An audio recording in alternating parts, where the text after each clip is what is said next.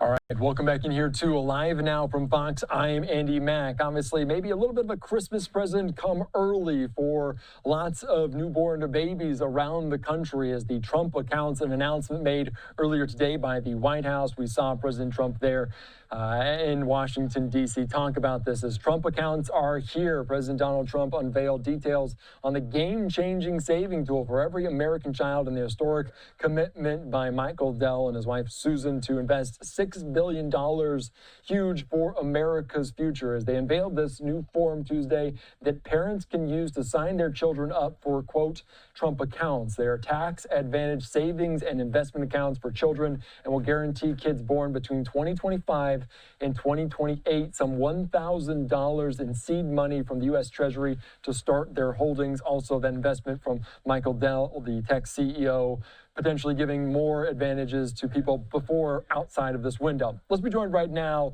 from the Associated Press, Chris Rugaber. Thank you so much for joining us here on Live Now from Fox. I know you cover all of this very fully. This was in the works for some time, but obviously coming forward with it, 2025 to 2028, $1,000. What do we make of it? What was in this announcement?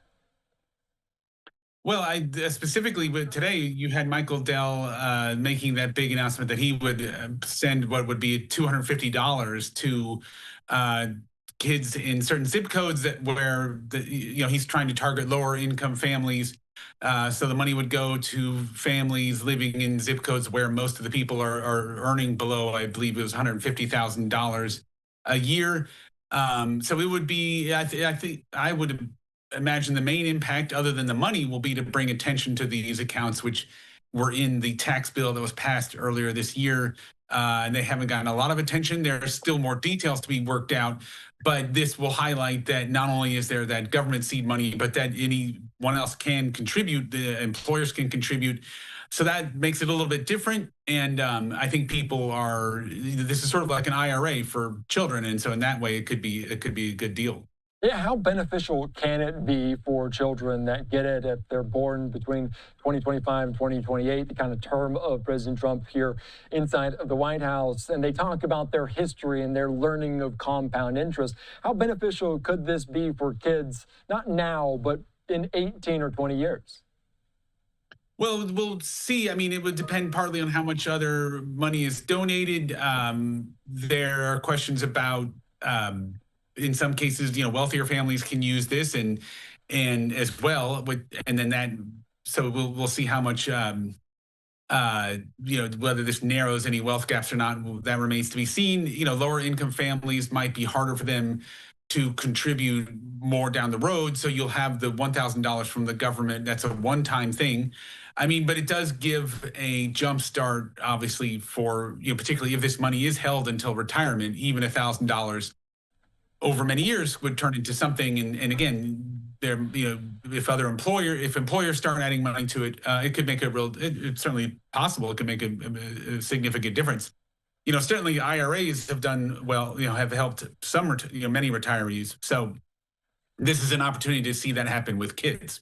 Yeah, we heard from Treasury Secretary Scott Bessent saying if they expect, as they do, the stock market to continue to climb, that will also benefit some of these. You mentioned some of the additional additions from parents or employers that would continue to help individuals as kids kind of grow up in the United States. I do want to ask you about another component, because we heard from President Trump inside of that cabinet meeting saying early next year they expect to announce a new Fed chair with Jerome Powell, obviously his term coming into an end. Do we get any indication about exactly who that is? It felt like we got a kind of glimpse into it today.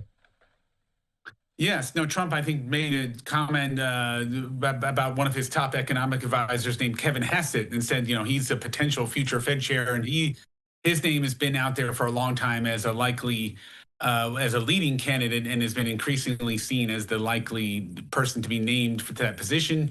Hassett has worked for Trump for a long time. He was in the Trump White House in the first term. And he seems the most likely. I think, there's small chance. I mean, Trump has also joked or commented repeatedly about trying to get Treasury Secretary Bessent to take the job. Bessent seems to prefer being at Treasury, at least that's what he says.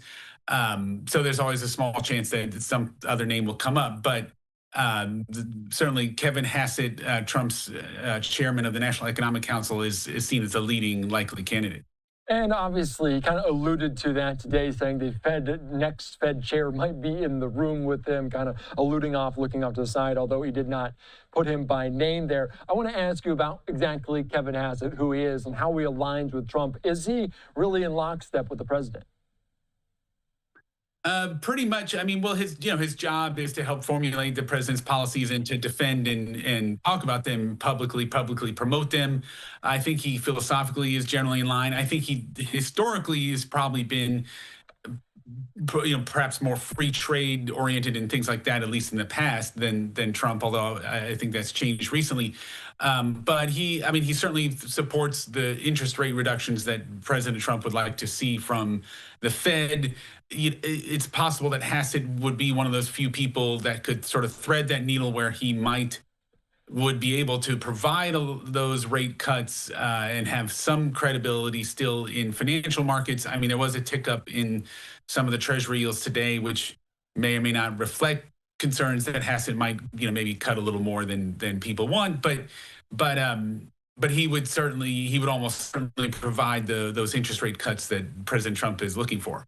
Yeah, that is a very good point in terms of this. We've heard, obviously, the criticism from President Trump of Jerome Powell, saying he's been too late on a lot of these things. The signal that this is coming early next year, that it might be Kevin Hassett, does that give us any indication what we could see this year in terms of a Fed rate cut? Is there any other indication or any indicators out there that you're monitoring? In terms of rate cuts, right. The big question will be next week whether the Fed does a third rate cut this year. The expectation is they will do it, despite some speeches from various Fed officials who are concerned about inflation still and don't want to cut again. Next year, I think the expectation is that, particularly with a new chair from President Trump, that there will be more cuts. It's also likely that we may see some resolution around. We may see some more cooling in inflation, which would allow more room for cuts. At the same time, if the economy picks up, which different people have different forecasts, if the economy were to do better, it might make it harder for the Fed to cut too much, because the argument then would be that lower rates aren't needed, and in fact might bring inflation back. Yeah, obviously a lot of different factors that they're weighing, obviously, at the end of 2025. Anything else, Chris? Anything we're missing that you want to note that's out there that people should be aware of? Well, I guess certainly the meeting of the Fed next week and what decision they'll make will probably have a market impact. And I think we're going to start getting more economic data that we haven't seen a lot of because of the government shutdown. We saw a little bit of it last month, but in December, particularly middle of the month, we're going to see jobs reports. We're going to see some updated inflation reports, and we'll finally get, there's a lot of questions out there. Where does the economy stand? We are hearing that so far the holiday shopping seems to have been strong. So that is good news. But we want to see that in jobs, and then again, we want to see inflation still in check, and we'll see if that's the case.